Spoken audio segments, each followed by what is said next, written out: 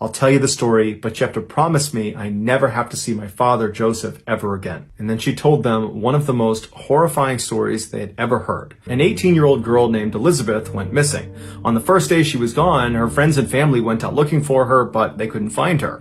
The following day, when she still hadn't shown up and no one had heard from her, her parents went to the local police station in their Austrian town of Amstetten, which is about an hour west of Vienna, and they reported her missing. The police launched an initial search of the town and the surrounding areas, but after several weeks, they had found nothing that connected to Elizabeth and where she might have gone. A month after she had been reported missing, her parents came back to the police station, except this time they were carrying a note they say they received in the mail from their missing daughter. It was postmarked from a town that was about 2 hours west of Amstetten, and in this note, Elizabeth writes directly to her parents, and she tells them that she had grown tired of living with them, and she did not want them to come looking for her, and if she discovered they were looking for her, she would just flee the country. After the police read the note, they asked the parents if they thought it was real, if this was a legitimate letter from their daughter, and they said yeah, they think it is. And then after that, her father, Joseph, suggested that maybe his daughter had run off to join a cult. That was something he thought she was getting into before her disappearance. After the parents left the police station,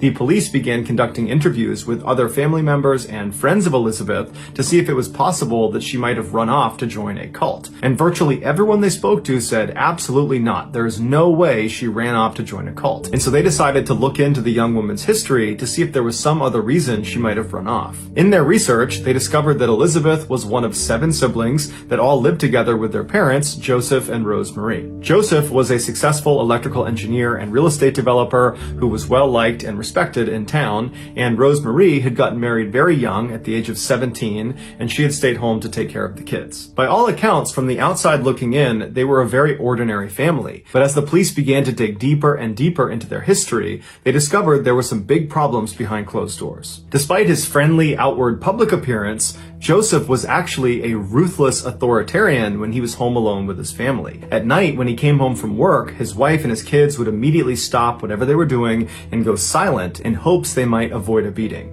The only member of the family that seemed willing to stand up to Joseph was Elizabeth, and she and her father would frequently get into screaming fights, and then as punishment for these fights, Joseph would not only beat his daughter, he would also prevent her from seeing her friends for long periods of time, and he would go through her personal things like her diary. Their toxic relationship finally came to a head when Elizabeth finally ran away from home 2 years prior to her most recent disappearance. She made it all the way to Vienna before authorities caught up to her and brought her back home. And so the police decided that this was more of a family affair, and they didn't push the investigation further. A year went by, and neither the police nor her family heard anything from Elizabeth, and so her case was closed. But 24 years later, a seemingly unconnected event broke her case wide open. On April 19, 2008, a 19-year-old named Kirsten was rushed to the hospital in Amstetten. Her skin was so pale it looked almost transparent. She was unconscious and suffering from seizures as well as lung and kidney failure. The doctors were able to stabilize her by putting her into a medically induced coma, but after running a litany of tests, they couldn't figure out what was causing her to have this medical condition, and so they were not able to treat her effectively. They assumed it had to be some sort of genetic condition, so they put her name into the medical database, but nothing came up. Her name wasn't listed. The doctors decide they have to speak to the guy she showed up with, an older man who was out in the waiting room. When the doctors approached him, he said he was Kirsten's grandfather, but beyond that, he offered virtually no new information. In fact, he was aggressive and rude and dismissive, and anytime they asked him questions, he would answer as minimally as possible. And when the doctors really fixated on whether or not Kirsten had some underlying medical condition, he would not give them an answer. But it was the doctor's impression that he did know something, he just didn't want to tell them. The doctors decided to get the police involved. When the police arrived, they were surprised to find out that this older man in the waiting room was none other than Joseph, the father of the still missing girl, Elizabeth. The police asked Joseph, "What's going on here?" And he tells them that earlier that day, he had opened his front door of his house, and lying on his front step was a girl he had never seen before. It was Kirsten, and there was a note laying on her from his missing daughter, Elizabeth. In the note, Elizabeth writes to Joseph directly and tells tells him, this girl here is Kirsten and she is my daughter, so she's your granddaughter, and she's sick and I can't take care of her. Can you and mom take her to the hospital? And so the police went to the media and they put out a message on TV and on radio that was a direct appeal to Elizabeth that basically said, we need you to come forward as soon as possible and speak to us so we can help save your daughter's life. And all the messages worked, because a week later, Elizabeth, along with her father Joseph, showed up at the hospital where Kirsten was staying. When doctors asked, Joseph did not get into detail about how he actually located Elizabeth. He simply said he found her and now she wants to see her daughter. The doctors noticed that Elizabeth, who was supposed to be in her early 40s, looked like she could easily be in her 60s. Her hair was completely white and her skin was so pale it was almost transparent, just like they had noticed about her daughter's skin. And so after they checked in, Joseph and Elizabeth made their way to Kirsten's room and the pair went inside, and the doctors that were in there would say that Elizabeth looked terrified.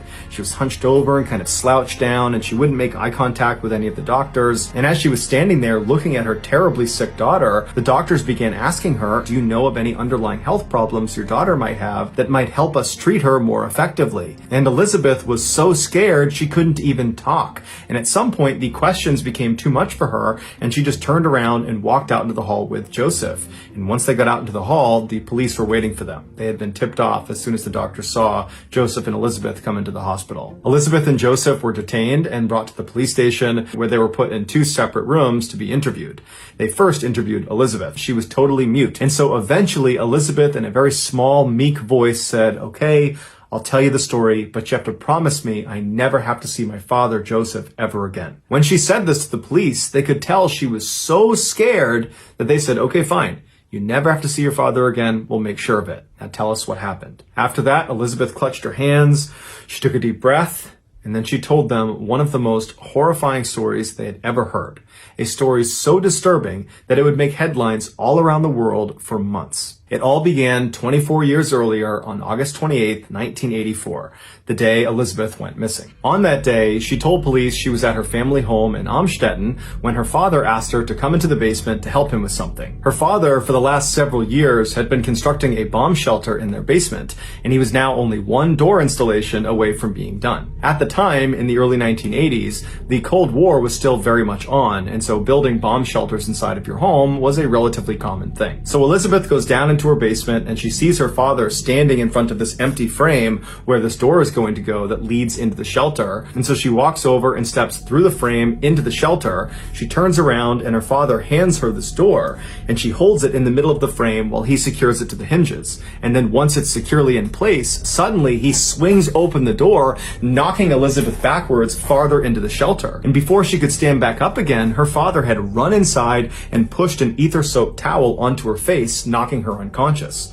When she came to again, she found herself chained up in the very back room of the shelter. It would turn out this bomb shelter that Joseph had spent 6 years constructing was not actually a bomb shelter. It was a prison he was building specifically for Elizabeth. To get into this shelter, you would have to go down the steps into the basement, which looked like a typical unfinished basement. But if you walked over to the left side of the shelving, there was a lock on the back of it that if you undid it, the shelf itself would swing out like a door, and then behind it on the wall would reveal a 3-foot-tall secret door. This secret door was also locked, but not by a key lock. Instead, it was locked by a keypad lock that only Joseph had the code to. And since Joseph was an electrical engineer, he took great care in ensuring this lock never could be tampered with or destroyed. That thing was going to stay locked unless he unlocked it. If you walked through this secret door and actually entered into this prison, you would start by entering this soundproof narrow hallway that went on for several feet before it entered into this very small bathroom area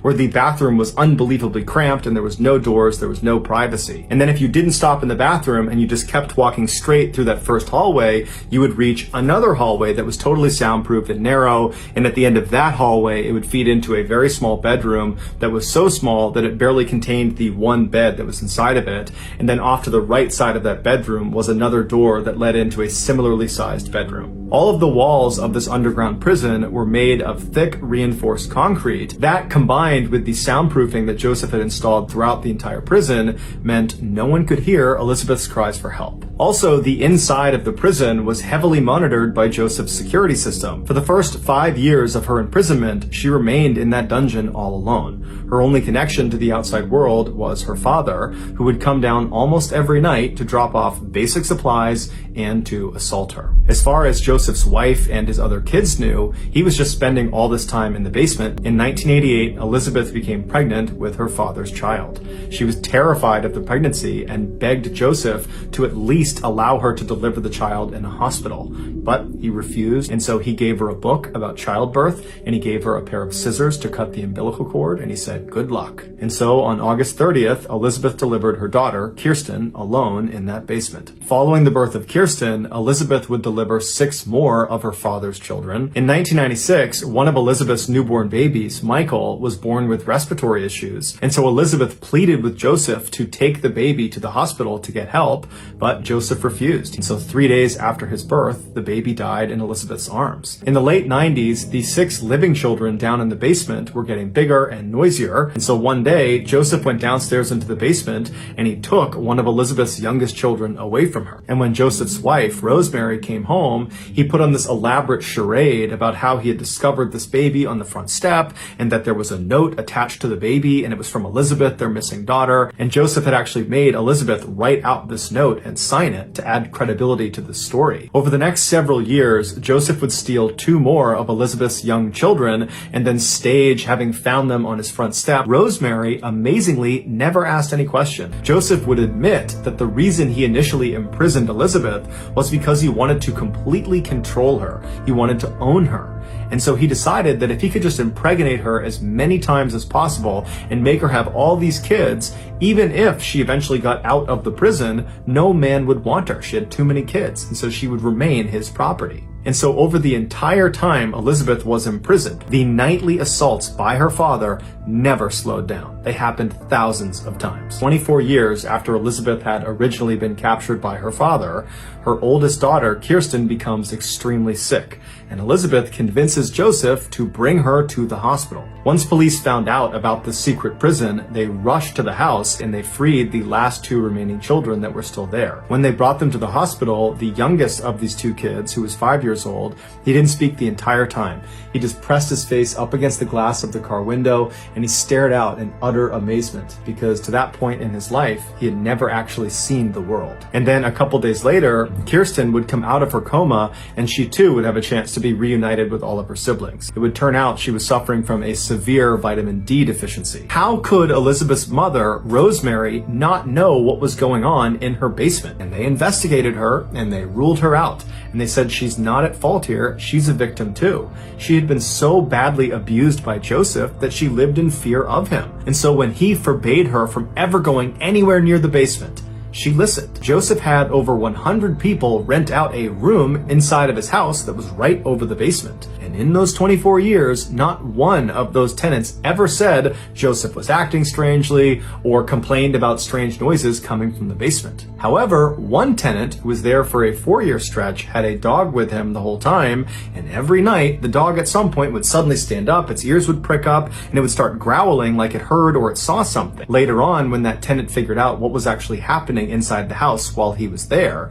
he realized his dog was most likely hearing the faint sounds of the family that was imprisoned right below him. After a year of therapy and rehabilitation, Elizabeth and her 6 kids were given new identities by the Austrian government, and they were sent off to a secret location to start their lives over. As such, there's virtually no information about how they're doing today. However, anonymous sources have come forward and said the family has successfully reintegrated into society, and they are all leading relatively normal and happy lives. As for Joseph, he was quickly given a life sentence, and today he is one of the most hated people in his prison due to the nature of his crimes. He is so hated that in 2016, when he was out in general population, he was attacked by other inmates and had several of his teeth knocked out. And so now prison officials are worried if they leave him in general population, he'll be killed, and so he spends virtually all of his time in solitary confinement. He will be eligible for parole in 2024 when he is 89 years old.